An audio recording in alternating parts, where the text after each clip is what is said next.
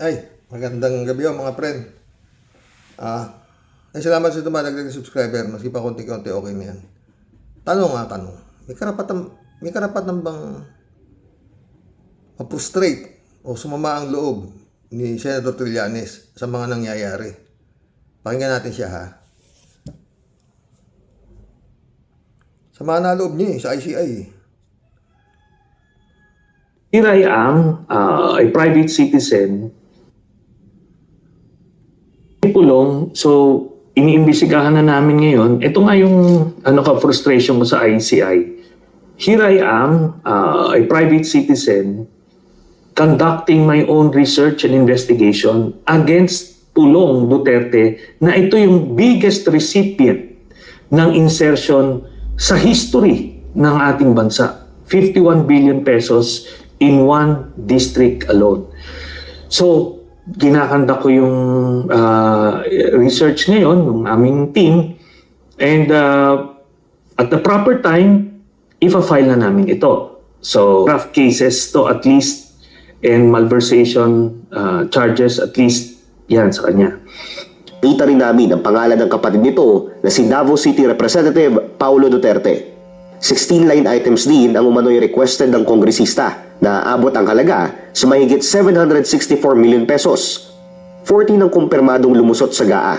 Ang 3 million pesos rehabilitation ng isang multipurpose building sa Davao City, nakita naming may kaparehong budget sa 2020 GAA, pero completion na ang nakalagay rito at hindi rehabilitation.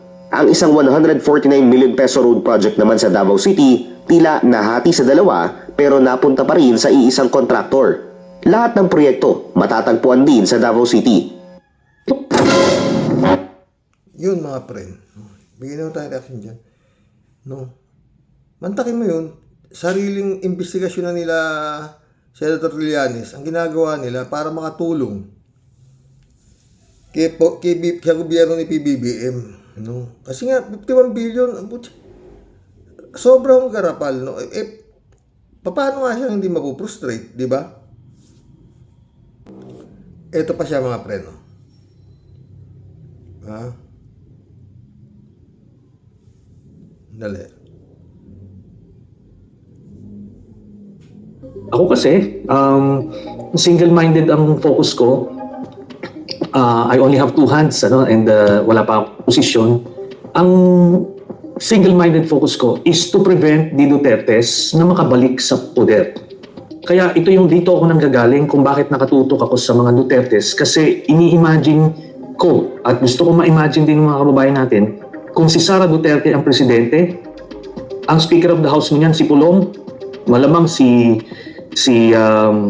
Baste, DILG Secretary. Then, 2034, magro-rotate lang sila.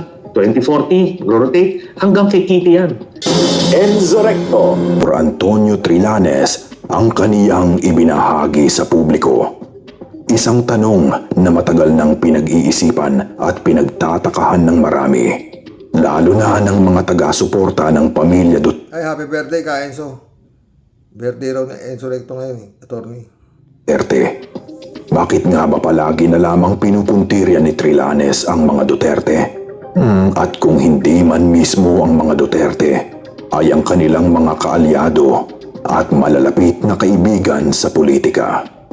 Marami ang nagtatanong, bakit sila lang ang palagi niyang nakikita? Bakit tila hindi niya masyadong tinututukan ang mga isyu at kontrobersyang kinasasangkutan ng Administrasyong Marcos? Ito ang mga tanong na paulit-ulit na ibinabato ng publiko. Mga tanong na hanggang ngayon ay naghahanap ng malinaw na sagot. Kaya heto, mga kabunyog, isinapubliko muli ni Trillanes ang kaniyang paninindigan at ibinahagi ang malalim na dahilan kung bakit patuloy niyang tinututukan ang mga Duterte at ang kanilang hanay. Ano nga ba ang ugat ng lahat ng ito? Ano ang dahilan kung bakit hindi siya natitinag sa kaniyang mga akusasyon at pagbubunyag? Ito na, mga kabunyog. Pakinggan po natin mismo ang naging panayam kay Senador Trillanes upang mas maunawaan ang kaniyang panig at ang mga dahilan sa likod ng kaniyang mga pahayag. Itong 2026 make or break na to, Christian. Kasi, kumaga, pagka hindi mapanagot yung mga Dutertes itong 2026, palakas na yan sila ng palakas in the lead up to the 2028 elections. And ito lang, just to be clear, yung may mga, may mga umupuna na bakit nakatutok lang daw ako sa mga Duterte. Ang position ko dyan is, I never stopped anybody from criticizing anybody from the Marcos administration. If you have something on them, then sige, by all means, pursue nyo. Kung may nakausap nga ako na mga, mga civil society leaders. So ganyan ang tinanong sa akin, bakit daw hindi kinakasuhan anybody from the Marcos administration? Ang tinanong ko sa kanya, sabi ko, meron ka bang testigo o ebidensya na worth filing? Then, kung meron, then by all means, you proceed. Pero, ako kasi, single-minded ang focus ko. I only have two hands, and wala pa akong posisyon. Ang single-minded focus ko is to prevent the Dutertes na makabalik sa poder. And yun. Kasi nakita natin yung existential threat nito sa ating demokrasya, sa ating lipunan. And yung 6 years na yon ng sample, hindi lang sample, kundi the full term, the Duterte administration from 2016 to 2022, nakita natin paano giniba iba't ibang institutions, di ba? Media, Inquirer, Rappler, ABS-CBN, tapos paano nila pinalaganap yung fake news para gibain yung mga kalaban nila sa politika, even the church, kinurap nila, tinakot, civil society, intimidate everybody else. Para matakot din yung political opposition, gumawa sila ng kaso kay Senator Laila de Lima na talaga nagkaroon ng chilling effect, and I saw that. So in my case, subukan din akong papatay, pulong, lahat. Ngayon, I don't want to go through that anymore. Kaya dito ako nanggagaling kung bakit nakatutok ako sa mga Dutertes, kasi ini-imagine ko at gusto ko ma-imagine din ng mga kababayan natin kung si Sara Duterte ang presidente, ang Speaker of the House mo niyan si Pulong, malamang si Baste, DILG Secretary, then 2034, magro-rotate lang sila, 2040, magro-rotate, hanggang kay Kitty yan. Iikot-ikutin nila yan. And I am telling you now, hindi natin kakayanin yan. Talagang mahihirapan yan, Senador. Tapos babalik tayo yung mga sila Harry Roque. Baka lahat ng mga anak ako, mapapawalan sala. Baka papalayain na naman lahat yung mga mga mandarambong na yan. Gaya ng nangyari ng pag-upo ni Digong, yung pinakulong ni Pinoy, pinalaya niya lahat, di ba? Ganyan mangyayari. Kaya hindi sa si Senator Trillanes, talagang takot siya para sa bayan. Nagmamalasakit siya sa bayan, sa totoo lang. Pero maski na sampa siya ng sampa, imbestiga siya ng imbestiga. Pagdating naman doon sa pagpapailan niya ng kaso, ayaw gumalaw. Paano? Sige nga. Hindi lang yan sila Sara Duterte, yan sila Zoraida, balikan sa Malacanang yan, piyesta. Diba? At yung mga retarded general na yan, siguradong may magagandang pwesto na naman yan. Diba? Yung mga naman ng mga general mga nakinabang yan. Wala talaga mga boss Talagang sasamahan loob ni Senator Trillanes sa mga nangyayari. Sarili niyang investigasyon. Kumpleto naman siya sa ebidensya. Ayaw gumalaw doon sa tapos sila naman kung ano-ano iniimbestiga nila. Ba? Na-freeze na yung kayamanan daw ni Saldico, bakit yung kayamanan ni Pulong? Wala pang hindi ginagalaw, wala pa. Di ba? Pinatawag sa ICI, hindi pumunta. Ganun katigas. Kaya inaasahan ninyo, patatawag sa Kongreso si Sara para impeachment, para gisahin. Sabi nga nila, Atty. Enzo, pagdating sa pag-file ng another panibagong impeachment dito kay Sayad, pupunta sa Sayad. Hindi yan pupunta. Hindi yan pupunta. Kasi pumunta man siya, gigisahin nga siya eh. Eh di imbis na ako dyan, sige na, bahala na Senado sa akin. Ganun ang mangyayari riyan, friend. O, tsaka yan nga, no? Yung survey ni Sayad, eh talagang aga taas siya.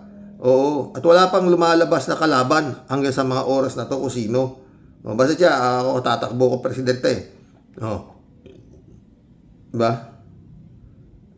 Parang, kung magsalita siya, parang lahat itong mga nangyayaring ito sa pamilya nila, walang kwenta. Kasi ang isasagot lang niya, pinupolitika lang kami, puro kami pinupolitika. Yun din ang salita, kanya mga kapatid. Si Devaste, puro pinupolitika lang nila yung putang ina, katakot-takot na ebidensya, tapos sasabihin nyo, pinupolitika kayo. Oh. Ha? Masyadong personal ang tira ng mga Duterte kay PBBM. Si PBBM naman, hindi yata buti may attorney Claire Castro. Oo. PBBM, hindi mo nagsasalita, di ba? Oh. Wala nga, boss. Pag ganito ng ganito, wala akong nangyayari. Tama, yun sabi ko, 2026 na to rin. Pag walang nangyari rito, at yung Duterte na yan, nakatakbo na, tapos na ho to. Kaya sa dintik,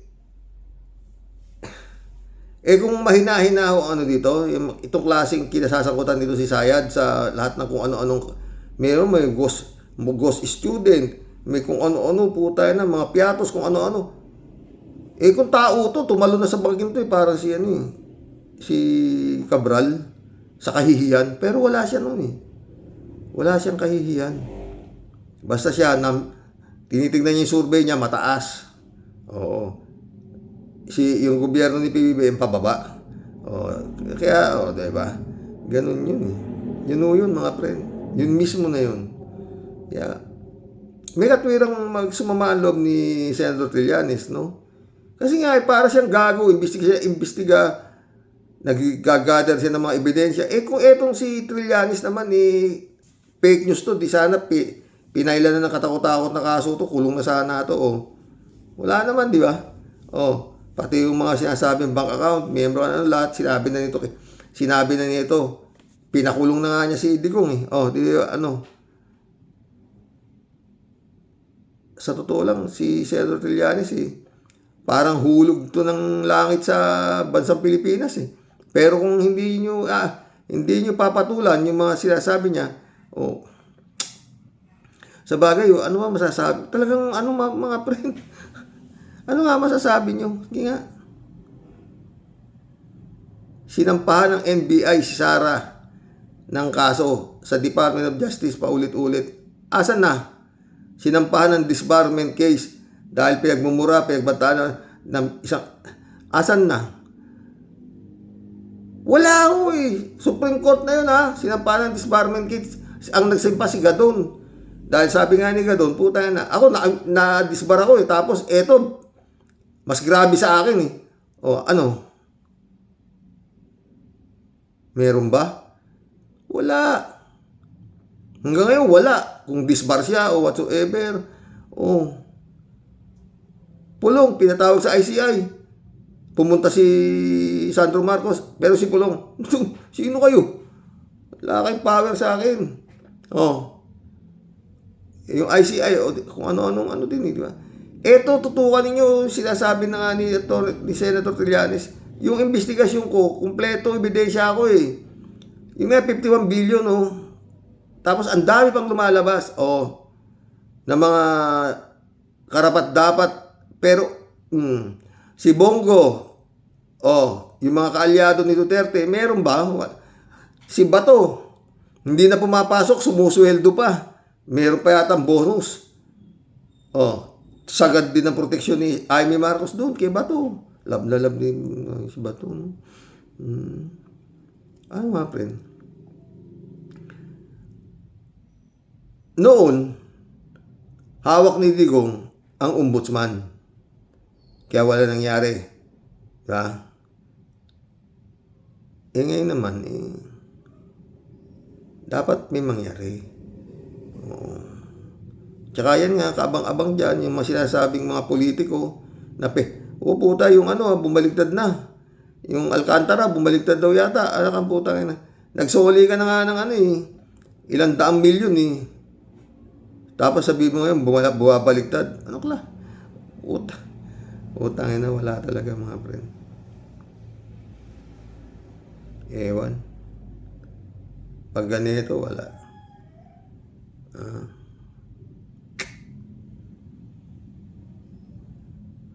Na-freeze na yung mga sasakyan ni Saldico, ang lala. Ang puta. Yung Saldico na yan, kumbaga saan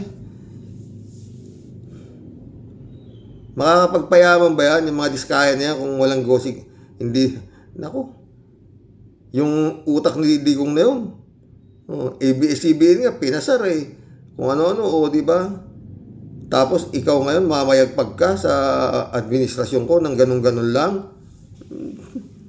Diba? Ang daming problema, mga boss. Ay, nako. Ang problema, baka mamaya magsawa na si Sentry. Oo, wala na. Putang eh. Hirap na. Pagpapakahirap siya. Sabi nga niya, dadalaw lang. Nagpapakahirap ako ng ebidensya, ng ano eh. Tapos eh, sasampahan niya ng kaso, wala namang nangyayari. Diba? Ewan, mga pre. Ganyan lang, wala. Malungkot. Buisit na siya eh. No? Tuloy natin. Our institutions barely survived the first time, but it will not survive this time. Oh. Kaya doon ako ngayon. Ngayon hindi ako gumagawa ng mga, in my pursuit of this mission, hindi ako gumagawa ng mga issue o ebidensya laban sa kanila. Kung hindi, nilalabas ko lang yung mga ebidensya based sa mga krimen na ginawa nila before. New Downy, kahit stressed at pawis. Based sa mga krimen na ginawa nila before. So yun. Hayan, mga Wala naman siyang iniimbentong ebidensya eh. Lahat yung nilalabas si Senator Trillanes base sa mga krimeng ginawa nila, di ba? Kaya sino hindi sasama ng loob? Tapos halos ayaw nila galawin, ayaw nila ano? Wala. Yun na lang sa alin na pinagsasubmit nitong mag-ama. 37 million si Duterte.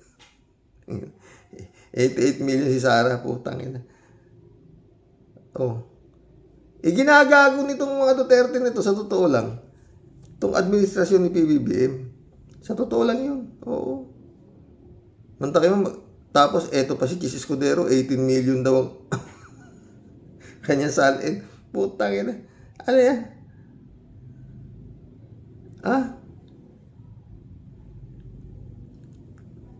Wala, mga boss. Tapos ang nakapris kila Saldico,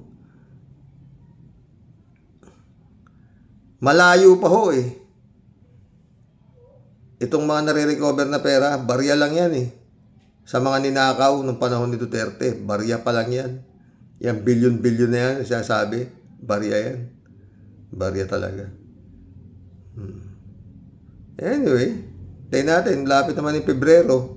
Diyan natin malalaman kung totoo yung bolang pundido ko na ang sinasabi hindi lalabas. Hindi pupunta si Sayad. Ipatawag nyo man yan sa impeachment dyan sa Kongreso. Hindi yan. Maski nasabihin yung singkapal pa ng encyclopedia mga ebidensya nyo. Hindi yan pupunta. Ito mga pre, ng Davao. Nabistong may lamang marijuana ang mga parcel sa isang warehouse sa Davao City. At dahil dyan, naghihigpit na ngayon sa mga package bago ipa-deliver. Aniya sa frontline sa balita, si Bril Montalvo ng News 5 Mindanao Exclusive. Isa-isang inamoy ng K9 Narcotic Detection Dog ng PIDEA ang 11 parcel na nakumpiska mula sa warehouse ng isang courier company sa Bunawan. Sa inspeksyon, 6 sa mga parcel ang inupuan ng K9, indikasyong positibo ito sa iligal na droga. at tumambad nga ang kontrabando ng buksan ito ng mga otoridad. Kasalukuyang binubuksan ngayon ng mga tauhan ng PIDEA at NBI at maging tauhan ng courier ito nga ang mga nakumpiska na mga kontrabando dito nga sa warehouse ng courier sa Davao City. Kung makikita natin na positibo mga kapatid, may mga marijuana, may nakita tayong mga illegal na mga kontrabando dito sa loob ng mga parcel. Naglalaman ang mga parcel ng high-grade kush, mga vape na may marijuana substance at marijuana oil. Tinatayang hindi bababa sa 5 milyong piso ang halaga ng mga nakumpiskang droga. Base sa tip na natanggap ng mga otoridad, galing ang kontrabando sa ibang bansa at dinala sa Luzon, saka i-deliver sa ilang lugar sa Nakakaalarma na raw iyan, kaya panawagan ng NBI. We are appealing to the public na pag may mga suspicious na activities, please coordinate with the PNP, the PDEA, and the NBI para masugpo pa natin ang mga crimes na ganitong klase. Sa ngayon, naghihigpit na sa pagbabantay ng mga parcel. Dadalhin naman sa PIDEA Laboratory ang mga nakumpiskang kontrabando para sa proper disposition nito. Inaalam na kung sino ang nagpapadala at padadalhan ng mga parcel na may droga. Nagbabalita mula sa frontline. Yun yung balita na yun. Hanggang doon na lang yun. Aalamin daw kung sino nagpapadala o kanino pinapadala. Wala na akong susunod doon. Imang libro na naman. Puta, lakas naman ng loob nung nagpapadala. Kala ko ba mahigpit ang Davao sa mga droga. Puta, dyan binabagsak ang droga. Putang ina. May vape daw na with marijuana, may marijuana yung vape niya. Puta ina, 5 milyon ba? Barya lang yan, marami pa yan dyan. Yan. Imbestigahan daw kung sino nagpapadala, kung kanino pinapadala, sino sasalo. Yung warehouse, kanino? Ganun. Diba? Yan. Mantakin mo, napakahigpit ng Davao sa droga. Putang ina. Ang daming pinatay din dahil to sa droga. Tapos dyan ang bagsakan. Okay na. Ay nako. Happy birthday, my friend. Mike Molina. Librado Dubico. Blessed morning, Karox, and to all warriors watching from Edmonton, Alberta, Canada. God bless po, stay safe and healthy. Ay nako, Karox. Abangan na lang natin ang susunod na kabanata at ang mga himala ng Diyos. Lord, please save the Philippines. Totoo yan. Kalat ni Baya, shout out.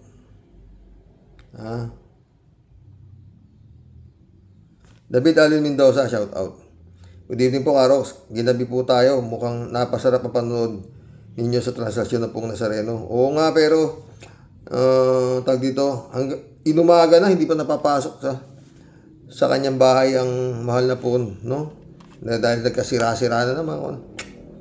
Joel Molina, mahina talaga ang Marcos na presidente. Patay tayo dyan. Kalat ni sumagot tuloy. Paano hindi siya humina? Ang hawak niya ay isang pamunas puwet na diploma sa social studies. Patay tayo. At araw-araw ay nangangarap siya maging rockstar at maging astronaut. Imbis na atupagin niya ang kanyang tunay na trabaho, isang tralala talaga ang presidenteng ito. Ay nako, kalat ni ka. Mary Lebron, shout out. David Alin Mendoza ulit. Karox, ginugel ko po yung price ng Rolls-Royce Phantom sa internet na nagkakahalaga ng humigit kumulang sa 600,000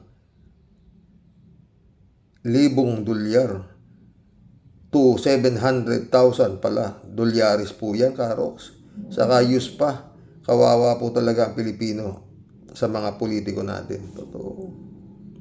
Hindi naman sila bibili ng ganyan kung hindi, pera nila. Baka dyan tinatago yung mga kwarta po.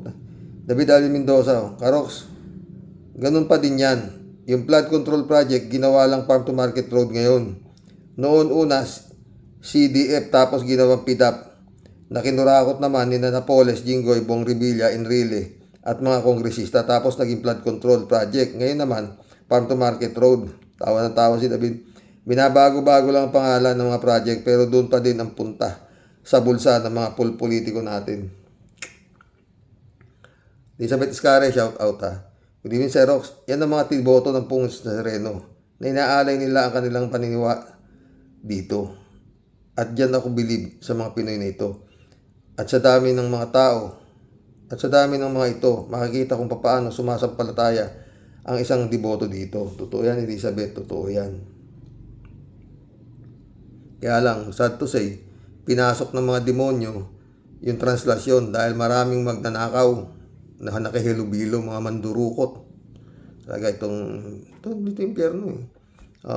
Dito yung mga demonyo eh. Elizabeth Iscare. Ito namang si Saldi ko, wow, ang mga sasakyan nito, big time magnakaw, pareho ng mga diskaya. Nasa sobrang dami ng datong nito, hindi na alam kung saan ito dadalhin. Akala mo nasa top silang tao dito sa Pinas, gustong ipagyabang ang luho nila. Baka nga hindi sa kanila yun. Niwala ka. Baka pong pabili lang eh. Diba?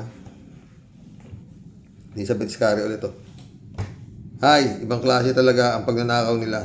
Kaya ganito tayo kahirap at baon tayo sa utang. Dahil sa pagnanakaw ng mga ito, mga walang kabusugan sa pagnanakaw. Kaya dapat lang firing squad ang mga ito para di na ito pamarisan. Diba, Sir Rox? Sinabi ko pa. Kaya kung minsan, dapat sila po tayo na mga humuno rito parang yung sa Korea eh. Friend Sherwin Sapeda, shout out. Christian Sen, July 7, Alcantara. Analisa Polinar, shout out mga friend ha. Sabi ni Sherwin, no, si Rox. Nakikisama po tayo sa pagpupugay, pagdakila at pagsamba po sa ating mahal na pong Jesus Nazareno. Hari nawa pong kaawaan na po tayo ng ating dakilang lumikha at magkaroon po tayo ng katapusan at kasagutan sa lahat po ng sobrang kaguluhan po sa ating bansang Pilipinas. Totoo yan, friend. Sobra na po tayong bugbog na bugbog sa grabing nahalukay, nagkagimbal-gimbal pong anomalya po. Sobra pong grabe, Sir Rox. Para lang po tayong pirasong echas at basura na pinagtatawanan po sa buong mundo. Tas ang mga pusakal na kriminal po puro di mapagilap at ang titigas po ng mga pagmumuka. Totoo yan, Tia Delica. At pag-alagala at pakalat-kalat lang po kung saan-saan ang mga pesting yawa. Uy, wag ka nga, mataas ang survey sa pagka-presidente. Ha? Baliw na yan ha. O, tingnan. Sobrang sakit po sa dibdib tanggapin, Sir Rox. Ganyan po binaboy ng mga pusakal na kriminal ang ating pong kaban ng bayan. Na dapat po ang mga kawawa nating naghihirap ang dapat pong nakikinabang. Totoo yan. Yan pong katakot-takot na kayamanan na pinagsasamantalahan at binalahura po ng mga asong ulul na puro pinutukan ng lintik. Utang po yan, Sir Rox. Totoo. Grabe pong lubog sa utang ang ating bansang Pilipinas, Sir Rox. Makakaahon-ahon po sana tayo ng pagkakautang kahit papaano kung panahon po ni Pinoy. Pero nung naupo na ang buitring hagum, Sir Rox, yun na po ang naging salot at naging tuluyang sumpa na nagpadapa at sobra pong nagpalugmok sa tuluyang pagsadsad po ng ating bansang Pilipinas, Sir Rox. Pamilyang Dutay, ang malupit na peste, anay lumamon po ng buong buo sa ating pong lahat. Totoo. Ang hindi ko lang po talaga maintindihan dito sa ating pambansang kuting. Bakit hirap na hirap po siyang maalis ang kanyang landas? Ang sobrang tinik sa kanyang lalamunan itong mga taong ito na sobrang itim ng budhi. At kaluluwa. At siya pong dahilan bakit po siya sobrang gumagapang sa putikan ngayon, Sir Rox. Nako Muning, kailan ka ba talaga matatauhan at mauuntog ha? Ginusto at inambisyon mo ang ikaw maluklok dyan sa kinauupuan mo ngayon, Sir Muning. Hindi ko maintindihan bakit sobra kang dakilang lampasot at sobrang lelembot-lembot sa tama at sa dapat na desisyon, Sir Muning. Your time is running out, Sir. Kapag yung mga dambuhalan troso na nakabalandra sa daanan mo, di mo nagawa ng paraan na mapatalsik o makulong, Sir Muning, Tulad ng palagi ko pong paalala sa inyo, ano po, umpisahan nyo na pong magrosaryo araw-araw at magnobela.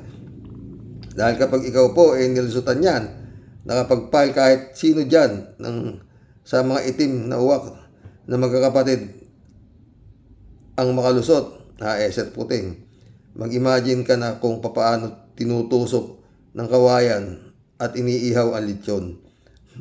Malamang, Sir Puting, pag di ka nagpakawais at di ka gumising at sa miming mong pagkakatulog, ikaw ang malilitsyon at mababalatan ng buhay sa bandang huli, Sir Puting.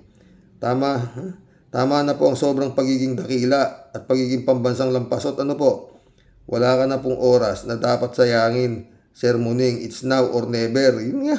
Tulad po ng dati, Sir Rox. Impong ba siyang lalayas po muna at mag-aalis po muli ng topak at mahimasmasan po itong mga kasula-sulasok na ganap dyan po sa atin. As always po, ang inyo pong lahat tunay na pong nakikibaka at nagmamahal. Ito po ang katipunera ng may rayuma. Ang makulit at suot inyong Tia Deli. God bless po, Sir Rox. Ingat palagi. Shout out. Happy New Year to Sir Grace, ha? Hindi ko maasikaso yung vlog ko dyan, Tia Deli. Diyan sa Gracing Sign na yan, Maganda. Alam mo naman ako, pag hindi ko, wala akong binabasa, kita mo. Kasi tutusin sabi ko dyan sa gaga na yan, Ramon Valencia, shout out. Bossing, tama si Trillanes. May galamay lang yang nahuli sa dapat tutukan si Gongdi at mga anak. Pagkatapos yung iba pang malalapit sa pamilya ng mga Duterte, sigurado lilinis sa Pinas at maraming matutuwa sa gobyerno ni PBBM. Totoo yan. Oo, kaya nga, yun ang gusto mangyari ni Senator Trillanes, si Ramon, Pero ewan ko, nakamputa yun. Yung buong pamilya niya, sinampahan na yata ng kaso ni Trillanes. Hanggang ngayon, wala rin. Ang talang nung minsan dyan, 3 buwan lang, absuelto yung anak, Pideya pa nag-file, entrapment yun. Michelle Edwin Mike, shout out, my friend. Jun Lagon, my friend, pastor, shout out, ha. Ramon Valencia ulit. Bossing, kamusta na lang sa lahat ng mga Rocky Warriors at sa pamilya mo? Okay lang, Ramon, ha? Okay lang. Jan Dimango, my friend, shout out. Friend, sinasadya yatang pabagalin ang aksyon ng gobyerno kahit na mabigat ang ebidensya. Kung ano-ano ang pinagagawa habang unti-unting sinisecure ang kanilang nakaw at nakalabas na ng bansa. Kung meron talagang political will ang gobyerno bago makasibat ang mga yan, nakapris na lahat ang ari-arian at mapipigilan na lumabas ng bansa. Ano ka mo, friend Jan? Political will ba ka mo? Hindi nila alam ang ibig sabihin. Sumagot si Arnold po, si Diego.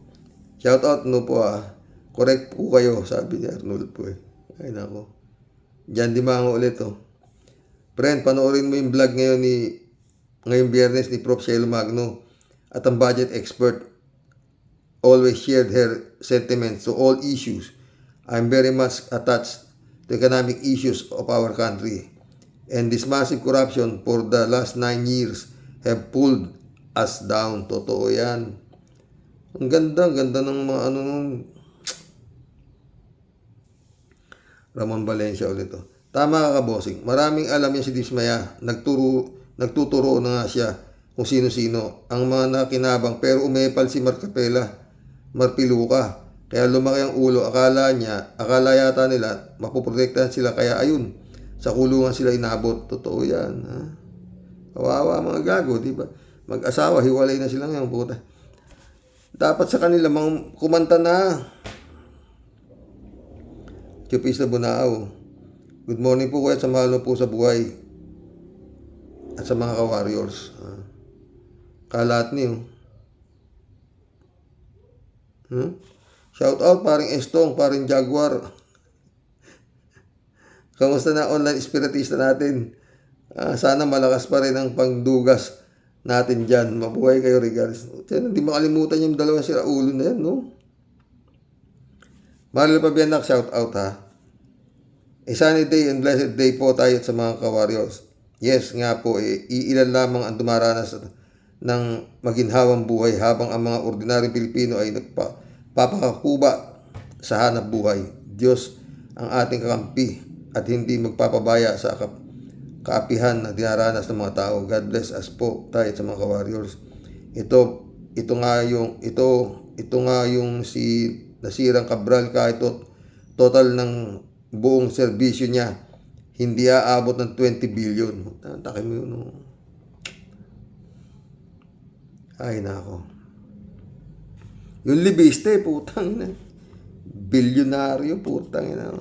Pinuri lang si Digong noon, no? Sampirma lang ni Digong, puta, bilyonaryo yung libiste. Joselito mabait, shout out. 3J Shop ulit, oh. O naman, Xerox. Talagang mga gahaman ang mga yan. Di na nakontento sa milyong ninakaw, ginawa ng bilyon. Hanggang sa gumapang ang bawat Pilipino sa hirap. Pero Xerox, sabi nga, laging may pag-asa. Hanggat tayo ay nagtitiwala sa Panginoong Diyos, hindi tayo papabayaan. Talaga lang. Niniwala ako sa iyo dyan, friend. Ha? 3J Shop ulit, oh. Xerox, sabi ko naman sa'yo, yung si Bantag, maaresto yan. Kailan nga? Andyan lang naman niya sa tabi-tabi. San? Bulong mo sa akin, san, tabi-tabi. May mas malaking buhaya na dapat maaresto muna. Naku, yun nga maliit na buhaya, hindi maaresto, yung malaki pa. DJ Shop ulit, oh. Dito muna tayo kay Cornel Mango. Uy, sinayang niya 30 years niya sa serbisyo para lang kay Duterte. Pwede naman siyang maging DDS on the side na hindi sasakripisyo ang kanyang trabaho at sweldo at pati pamilya. Pero siguro naman, daang milyon ang binayad dyan, kaya okay na rin mawala ng trabaho at pensyon. Pwede. Pero tanga rin, ano? PM Mayor, sayang, ano? PM Mayor, tanga. Katanga. Kahirap na, ano? Hindi basta-basta utak ng PM Mayor. Pero yun nga kakatawa, no? Tangin na kayo, pinaaral kayo ng gobyerno para magpaalipin kayo sa mga politikong gago para kayo kumita. Tangin na nyo. Oo. Hindi ko nilalata, PM Mayor, ah. Tangin na kayo. DJ Show pala to. Pero siguradong may kaso yan si Mangaw. Sigurado. Kasi leaning towards sedition yung post niya sa FB. Bakit naman kasi nag-post pa ng Facebook na ganyan? Baka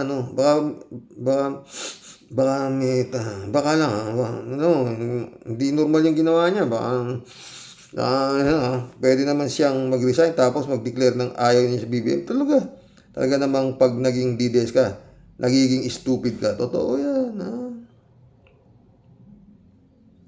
3J Show ulit, oh.